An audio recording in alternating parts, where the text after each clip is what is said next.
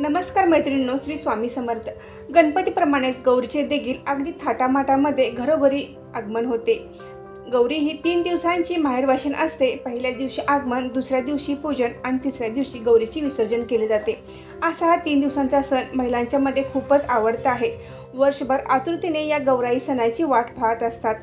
यावर्षी रविवार दिनांक 31 ऑगस्टला गौराईचे आगमन होईल। यालाच गौरी आव्हान असे म्हणतात। दुसऱ्या दिवशी 1 सप्टेंबरला गौरीचे पूजन होईल। त्यानंतर मंगळवार दिनांक 2 सप्टेंबरला गौरींचे विसर्जन होईल। गौरी आव्हान हे अनुराधा नक्षत्रावर केले जाते आणि ज्येष्ठा नक्षत्रावर गौरींचे पूजन होते आणि मूळ नक्षत्रावर गौरींचे विसर्जन केले जाते।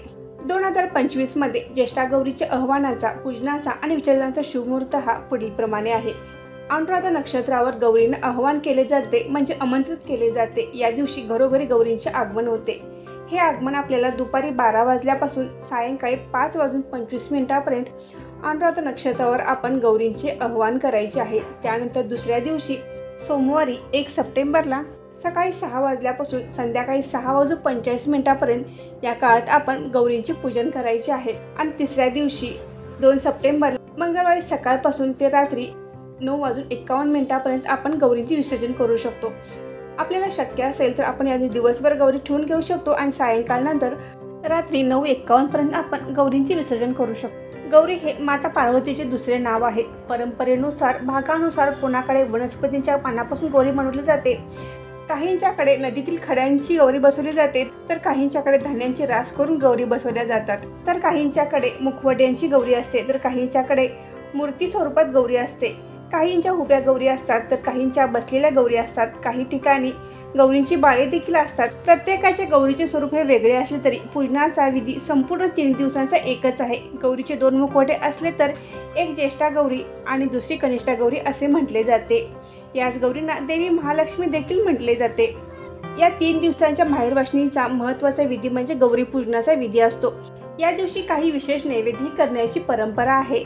तर आपण गौराईला नैवेद्य कोणता करावा, कोणता महानैवेद्य आपण या दिवशी गौराईला दाखवावा। गौराईची ओटी भरली जाते, तर ही ओटी कशी भरावी, कोणी भरावी, कधी भरावी, त्याचबरोबर काही अडचण असेल, मासिक धर्म असेल, सुतक असेल तर ओटी कशी भरावी, घरामध्ये गर्भवती स्त्री असेल तर तिने ओटी भरावी का, याविषयी संपूर्ण माहिती आपण आजच्या व्हिडिओमध्ये घेणार आहोत। तर व्हिडिओ स्किप न करता शेवटपर्यंत नक्की बघा। तुम्हाला जर माझा व्हिडिओ आवडला तर व्हिडिओला नक्की लाईक करा आणि चॅनलला सबस्क्राईब करा।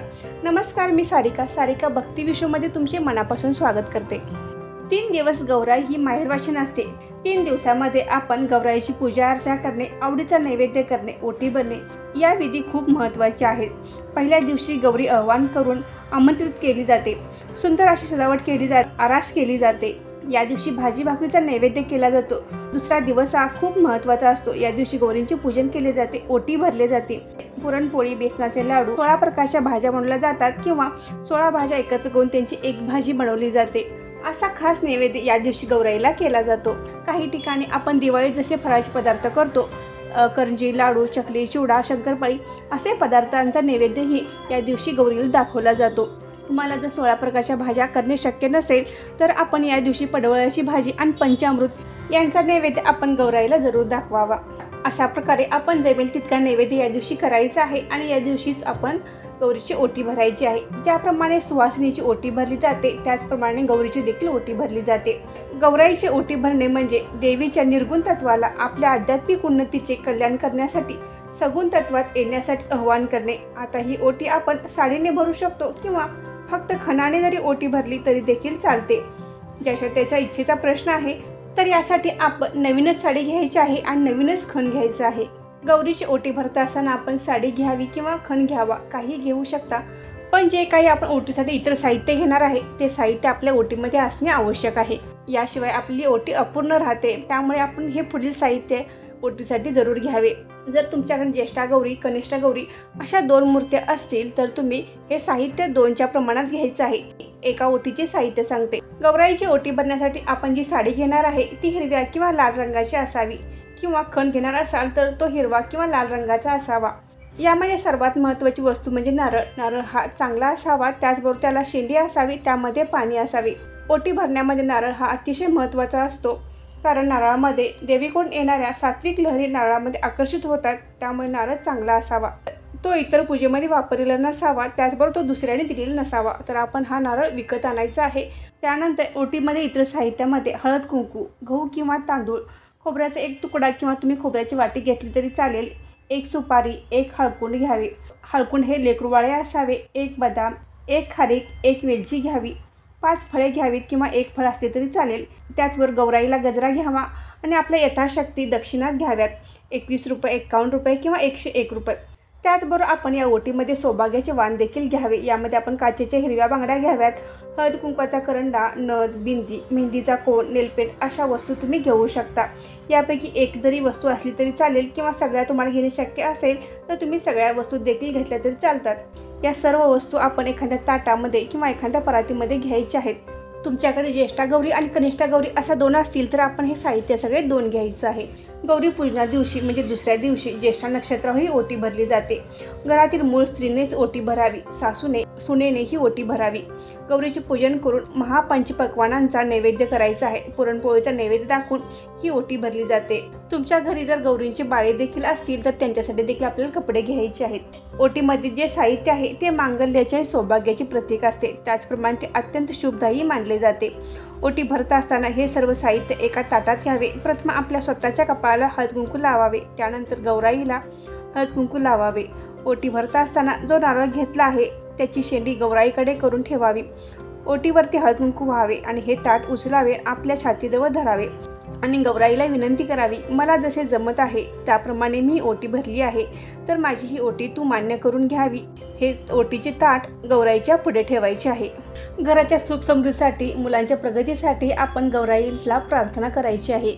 आपल्या घरामध्ये गौराई ही पूर्वापार आणि परंपरेने आली असते. त्यामुळे या गौरीचे आवाहन करणे आणि पूजा करणे हे करावेच लागते. घरातील स्त्रियांना काही अडचण आली, मासिक धर्म आला तर अशा वेळेला आपण घरातील इतर महिलांच्याकडून ओटी भरू शकतो. जसे की आपली मुलगी असेल तर मुलीकडून हा विधी केला तरी चालतो किंवा आपली नणंद असेल तर नंदेकडून सुद्धा हा विधी करू शकतो.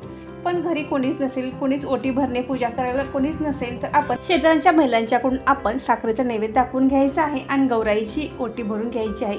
आपण आपल्या शेजारी राहणाऱ्या एखाद्या महिलेला बोलवून हा गौरी पूजनाचा ओटी भरण्याचा विधी पार पाडून घ्यायचा आहे.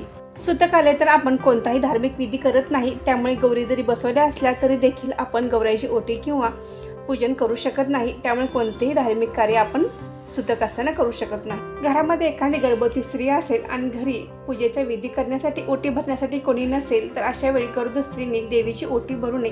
कारण आपली ओटी भरलेली असते, त्यामुळे गरोदर स्त्रीने इतर स्त्रियांची किंवा देवीची ओटी भरू नये. यावेळेला आपण इतर नातेवाईकांना बोलून हा गौरी पूजनाचा आणि ओटी भरण्याचा विधी पार पाडू शकता. तिसऱ्या दिवशी गौरीचे विसर्जन झाल्यानंतर ओटीचे जे काही साहित्य आहे ते आपण घरी वापरले तर चालेल.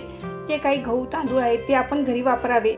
त्याचबरोबर फळे असतील ती आपण खाऊ शकतो किंवा आपण जे काही ओटीचे साहित्य आहे ते घेऊन आपण एखाद्या सुवासिनीची ओटी भरली तर चालेल. जे काही सौभाग्य अलंकार आहे ते आपण घरी वापरले तरी चालतील. वर्षातून एकदा आपण अशी गौराईची ओटी जरूर भरावी. गौरी म्हणजे महालक्ष्मी, गौरी पूजन म्हणजे महालक्ष्मीचे पूजन असते.